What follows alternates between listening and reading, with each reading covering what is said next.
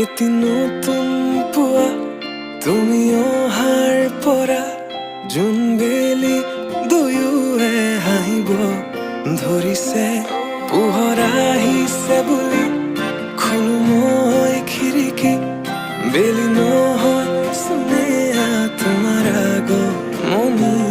যদি কবি হওঁ মই কবিতাৰ ছন্দ, তুমি হবানে বগা কাগজ কলমৰ লিখনি, উদ্দেশ্য তুমি হবানে?